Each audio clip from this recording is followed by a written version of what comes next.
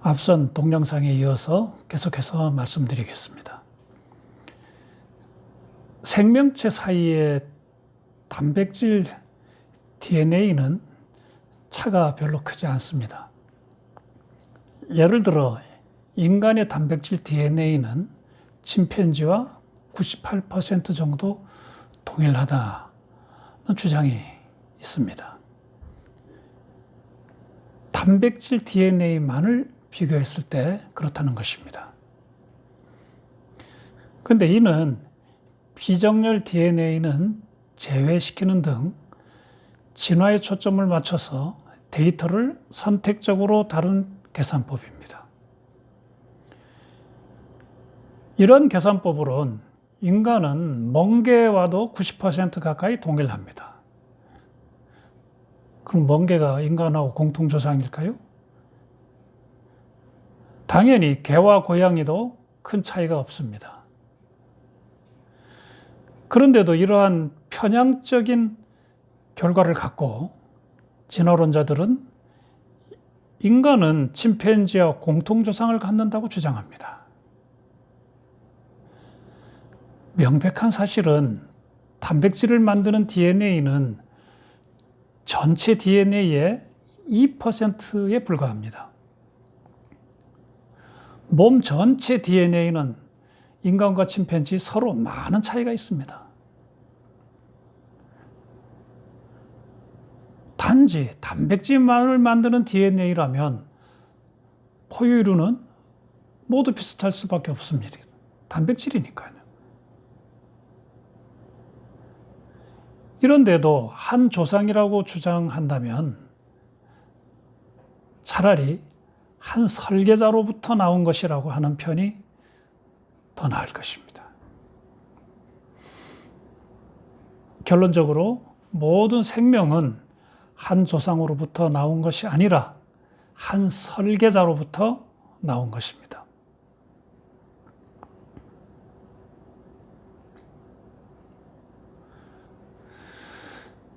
우주 만물은 신이 설계하고 지었습니다.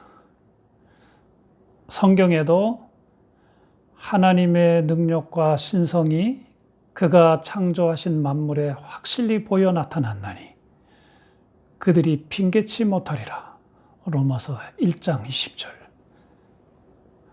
하나님의 능력과 신성이 그가 창조하신 만물에 확실히 보여 나타났으므로 인간들이 핑계치 못하리라. 자연 속에는 신이 없다고, 안 보인다고, 증거가 불충분하다고 핑계하지 못할 정도의 충분한 증거가 넘칩니다.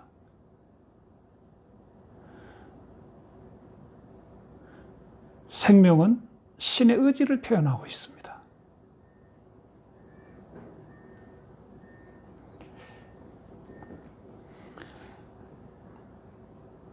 우리 주위의 개나리 꽃은 어디에서 저런 노란색을 만들어낼까요? 뿌리에 염료 공장이라도 있는 걸까요? 인간은 집채 많은 공장을 차려놓고 첨단 염료 제조법을 동원한다 해도 인간은 아마 저런 색을 못 만들 것입니다. 저렇게 선명한 노란색은 못 만들 것입니다. 갑자기 개나리 속 뿌리 속에 있는 염료 공장의 어떤 미시 구조를 들여다보고 싶어집니다.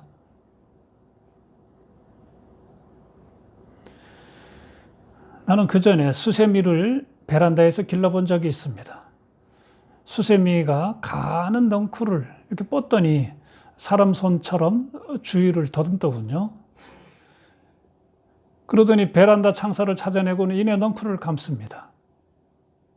그런데 그 다음이 재밌는 광경을 보았습니다.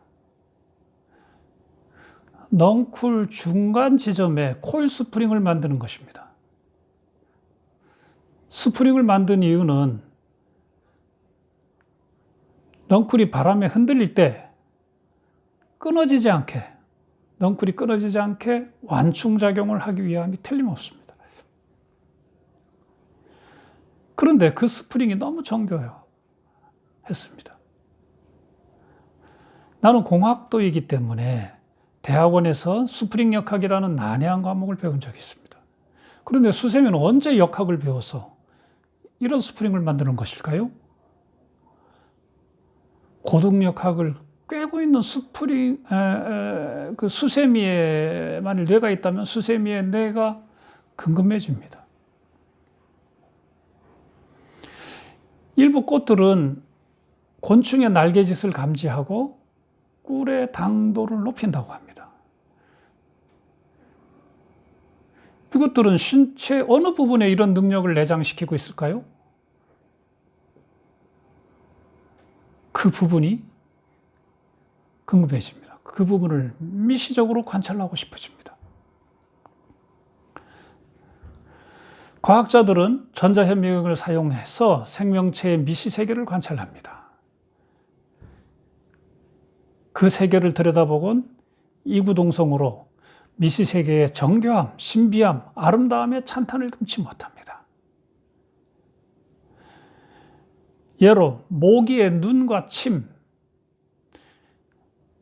귀 속의 유모세포, 신경세포를 확대해 보면 인간의 초정밀 가공 기술로도 엄두를 못 낼 정교함과 아름다움이 그 속에 있습니다. 최근에는 나노스케일에서 촬영한 사진인 나노그라피의 아름다움, 신비한 아름다움을 보여주는 전시회도 열리곤 합니다.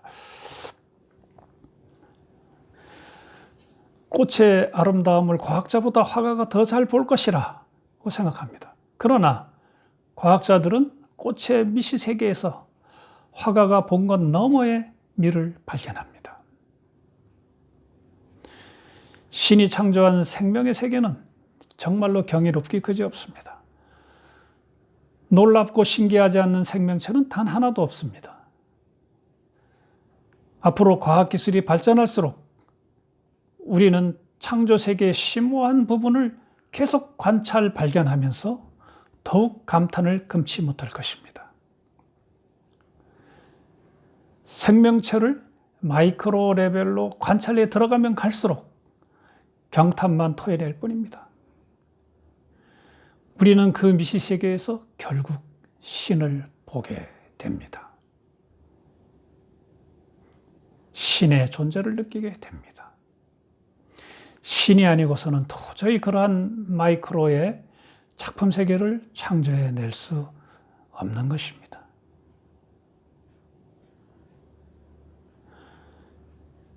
우리는 신의 창조물 앞에서 고개를 숙여야 합니다. 부분적 소진화의 예를 갖고 창조 자체를 부정하는 우를 범해서는 절대 안 됩니다. 우리 인간은 다른 동물과 비교해서 지능만큼은 현격한 차이가 납니다. 다른 동물들은 서로 간 큰 차이가 없는데 왜 인간에게만 특출난 지능을 주었을까요? 여기에는 뭔가 특별한 이유, 목적이 있지 않을까요? 그것은 생명을 설계한 지적 설계자와의 교제를 위한 것이 아닐까요?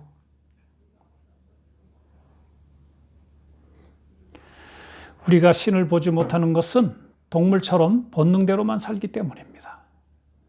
신의 세계를 알려고 하지 않기 때문입니다.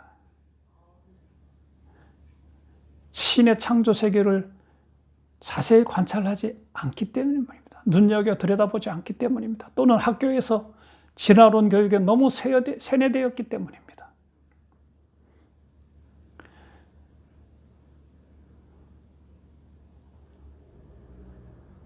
유일한 악은 무지요. 유일한 선은 지식입니다. 배부른 돼지가 되지 말고 배고픈 소크라테스가 되어야 합니다.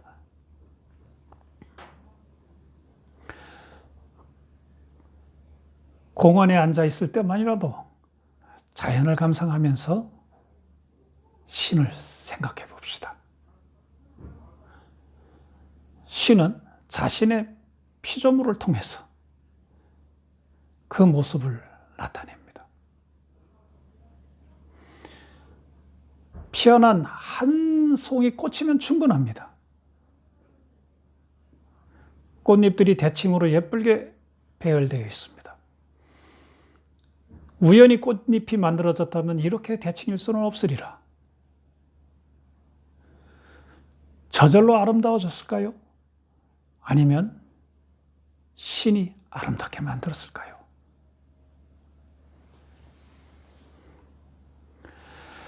오늘 말씀드린 내용에 대해서 좀 더 자세히 알고 싶은 분은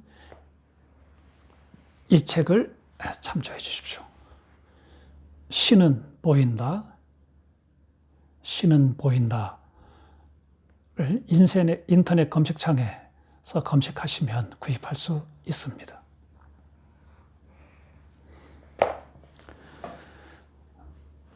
다음 제10강에서는 신이 있다 없다 내기를 걸라 하면 있다에 베팅하자 라는 주제로 말씀드리겠습니다.